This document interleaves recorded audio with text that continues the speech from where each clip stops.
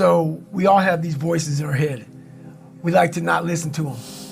The one that comforts us and keeps us nice and warm and cuddly and gives us cookies and milk at nighttime and shit.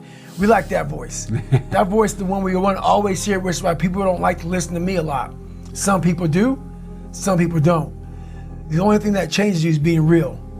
So basically, you know, I had to have the courage to go back in it because nothing was getting done. Mm-hmm. I kept on going to that nice cuddly voice in my head saying, you know what? You don't need to do this. That's too much work, man. You've earned this. You deserve this. And that mentality got me to 297 pounds, fat, out of shape. To me, a loser. To me, making $1,000 a month and making a ton of mistakes. Because mistakes happen on the easy side of life. You take the easy road, the easy path, there's a lot of mistakes over there. The hard journey, you don't make too many mistakes over here because it's too hard. You don't want to repeat it. So it's challenging. When that alarm clock goes off at 4 or 5 in the morning, your mind says no. You just say, it's just what we do. It's what we do now. Because to get to where you want to go, the amount of pain involved, I'm not saying physical, I'm not saying you got to break yourself off. The amount of mental pain of how many times you're going to have to do something that you don't want to do to get to where you want to go is going to be, there's going to be more times you do something that you don't want to do than you are going to want to do it. And that's your new norm. That's your new norm. So then it's like breathing. And then once you do this over and over and over again, it becomes like breathing. I don't want to live this lifestyle, but to get to the other side of this, I have to. So if you really want it, you realize what trying is and what trying is not. So one of my best qualities is I'm open-minded to the right people, but I don't respect a lot of people. Because how am I going to respect you if you're not fucking grinding every day? And I don't mean working out, getting to the gym, really going out there and grinding. So if you don't know how I'm living my life, how am I going to respect you? So you have to be a hard worker, period, dot. You got to work your fucking ass off.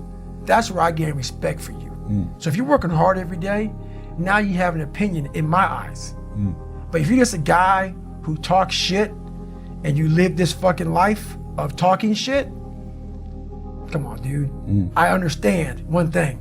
You're just talking shit. But if I see you every fucking day of your life trying to be better, every day, going through all the wickets to be better, you got my attention. I respect you now. What is making you a quitter? What is making you a weak man? What is making you afraid? And so that's why I kept on quitting and going back to start or not knowing how to get through hard times. And that's why I always tell people, I'm not a theorist. I didn't study, I didn't study a fucking book. I literally put myself in a fire repeatedly like a sword. You put a sword in a fire repeatedly and repeatedly. If you keep on doing that, you're gonna get a nice sword. And then you keep on beating it. You gotta beat the shit out of it. And that's what I am. Yeah. I became that, I said, okay, we can't quit. We gotta figure out why you are this. What is wrong with you? What's going on here? So I kept on putting the sword back in the daggone fire and I just beat it harder. And I beat it harder. Before I knew it, I started realizing, all right, man, the brain is starting to get hard. The brain is starting to get hard. I'm no longer a theorist. I'm now a practitioner. I put it in hell. I dissected it while it's in hell because you can't dissect anything in a normal environment. You can't dissect anything in 72-degree weather. You must put it in the fucking freezer and freeze the fuck out of it. And then you dissect it. Dissect it when it's miserable. Dissect the brain when all it's thinking about is, I need to get out of here, man. I want to get out of the fucking freezer. Open the door. And he said, nah, 5 more seconds, man. 5 more seconds in the freezer. And that's when you start to pick that brain apart. And that's what all this stuff did to me.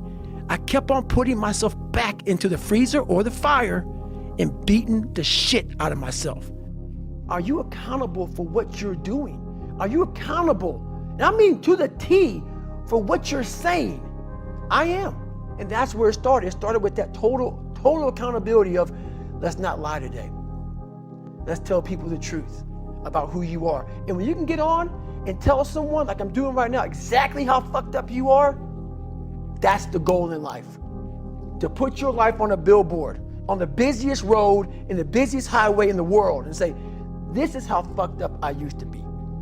Take it or leave it. You got a lot of stuff to do to overcome. And that's where I found it. I found it right there in my own insecurities. I found drive in my own insecurities. And that's the most powerful thing in the world. When you can find drive in your own doubt, fear, insecurities, you become very unstoppable.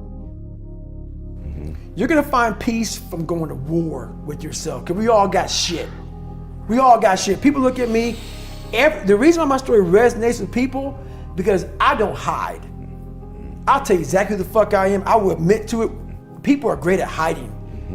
So they want to just find peace. No, you gotta take your shit, fix whatever's fucked up in you. Don't just shove it under the rug, fix it, and then you'll find some peace later after you fix some shit. So now, and anybody, not just Navy SEALs, but anybody that can accomplish anything that is hard, the only separator is that they really want to be there.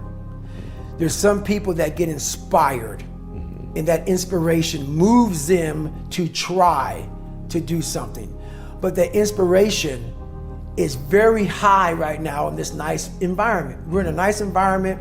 The ocean's out there. I'm talking to you. If I want to go to the fucking refrigerator and get something to drink, eat, I can. I watch a movie about some badasses, you're inspired. But the second you're not in this environment and you're actually doing what inspired you, that suck factor is now real. You can't just get off your fucking couch and get a fucking shake or get a fucking box of donuts or turn the TV or go take a shit or a piss or go get your girlfriend to cuddle up. No, you're now there. And only those people who have been there a million times in their minds and have lived in that water and have suffered a million times and realize my legs may break, my knee may break, my bones will hurt, I will be the coldest I've been in my life, I will be miserable, and accept that. Because what happens is when you get in a horrible situation in life, your mind, I call it my 1 second decision. When you get in a horrible situation in life, your mind immediately says, get the fuck out of here. Everybody's does, even if you want to be there. But it starts to have all these different questions in your mind in that 1 second. And it says, okay, why are you here? Why are you doing this? Why this? Why that? And then you start to say to yourself, if you don't want to be there that bad, I have a beautiful wife at home, man. Why the fuck am I doing this, man? Like, this is stupid. This is gonna get these guys injured. Like they're gonna pay for this for the rest of their lives. I'm not gonna break my body up to do this. Your mind starts to say, yeah, this is stupid. But if you are already knowing that this is gonna happen to you, you have all the answers to these questions. When you become the master of your fucking dream is when you say, I want to go be a Navy SEAL, and you say, okay, I'm gonna lose 106 pounds in less than 3 fucking months. The dream was the one thing I thought about, and the dream was now gone. Now, what comes in, the dream goes away, and the fucking laundry list of fucking details and tasks come up. Gotta do this, gotta do this, gotta do this, gotta do this. That's when you become the master of your dream. So, a lot of people out there dreaming, if you're not constantly performing without purpose, you're not gonna be ready when the time comes. It's this magical thing, purpose, that we're all looking for. But what's funny about it all is that we need these things to perform. But we don't take a second to realize the purpose is always there. The purpose never leaves us, because the very purpose is you. You are always the purpose. There may be another purpose, like being a SEAL or going to college or whatever, but the main purpose in life is you.